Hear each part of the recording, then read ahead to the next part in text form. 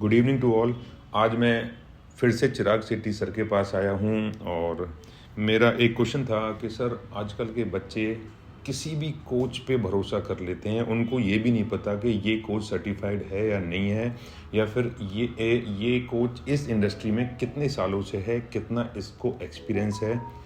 तो आज हम सर से बात करते हैं कि इस बारे में सर की क्या राय है। हाय लोकेश। इसमें लोकेश मुझे लगता है कि जो भी क्लाइंट आज जिम आ रहा है उसको समझना बहुत ज़रूरी है कि जो ट्रेनर है वो आपको जो बता रहा है उसको आपको डॉक्यूमेंट करना, उसको आपको समझना बहुत ज़रूरी है और उसको क्रॉस वेरीफाई करना भी ज़रूरी है। आप खुद भी क्रॉस वेरीफाई कर सकते हो।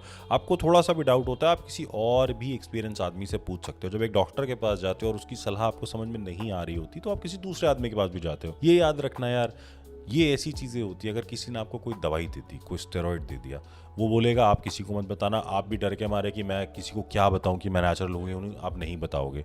मैंने ऐसे ऐसे केसेस देखे हैं जहाँ पे हिप पे इंजेक्शन लगाने की वजह से पूरा एक एब्सेस बन गया, मतलब वो पूरा एरिया है जो है उसमें पस भर गई है। अब वो बेचारा जो बच्चा है 20-22 साल का वो बता नहीं पाता। कितने लड़कों की जो पीछे डेथ हुई है इसी वजह से हुई है। ट्रेनर का कोई नाम नहीं आता क्योंकि किसी को पता ही नहीं होता है माल उसने कहाँ से लिया था, क्या किया था। इसलिए बेटर होता है कि अगर ऐसा कुछ कर भी रहे हो आप तो बता के करो, अपनी फैमिली से डिस्कस करके करो कि यार ये चीज़ हो रही है और ये मेरा कोच है। कि पता होना चाहिए कि तुम क्या कर रहे हो और तुम्हारी जान बच सके। क्या सोचते हो तुम इस बारे में? जी सर, मेरा भी यही सोचना है कि ऐसे ही किसी पे ब्लाइंड फेथ मत करो। देख लो, आपकी लाइफ का सवाल है कि आपको एग्जैक्ट करना क्या, और एक दो बंदों से और भी सलाह लेके करो।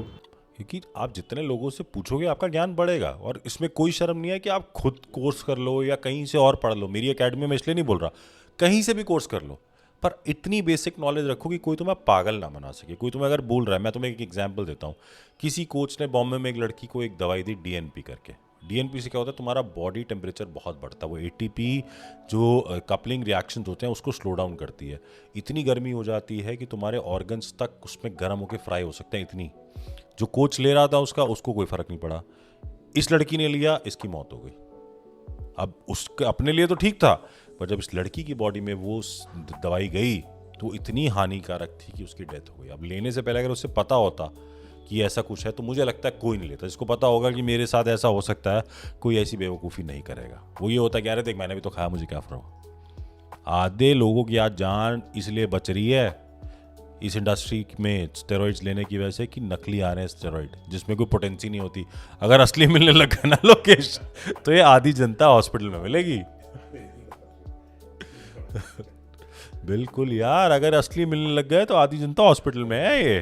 तो इसीलिए कोच या ट्रेनर या कोई भी मेंटोर आपका है, वो कुछ भी लिख के देता है उसको लगाने से पहले 10 बार क्रॉस चेक करें। और सर आजकल तो ये जो स्टोर वाले बंदे हैं ना, मतलब कोच तक भी नहीं पहुंचने देते हैं मतलब बच्चे को, वो खुद ही एडवाइस कर देते हैं कि आप ये लगा लो और ऐसे ऐसे आपको यूज कर। मैं तुम्हें एक स्टोरी बताता हूँ एक स्टोर वाले की। वो क्या करता था, जो बॉडी बिल्डर उससे सामान लेके जाते थे ना, तो मान ले गेनिंग फेज है उसका, उसने गेनिंग में ये चीज़ें ली और वो इतने दिन में वापस आया। इनको ये समझ में आया कि यार इसने 2 हफ्ते में एक शीशी खत्म कर दिया, तो उससे उसने पोटेंसी निकाल ली कि यार ये ना रोज़ का एक शॉट लगा रहा होगा। और वही का वही एज इट इज उठा के उसने दूसरे लड़के को दे दिया कि अरे ये ले ले, यही स्टैक जो है ये मिस्टर इंडिया लड़का है, ये कर रहा है। उसे ये नहीं पता कि ये 2 लोग यूज़ कर रहे हैं कि इसे 3 लोग यूज़ कर रहे थे या वो कम यूज़ कर रहा था, उसके बाद बच गया। उसने दिमाग ही नहीं लगाया। तो सर आजकल तो यही हो रहा है। गलत है यार। देखो स्टोर वाला जो है वो सामान बेचने के लिए है, उसको नहीं पता, उसकी नॉलेज तो बिल्कुल ही ज़ीरो है।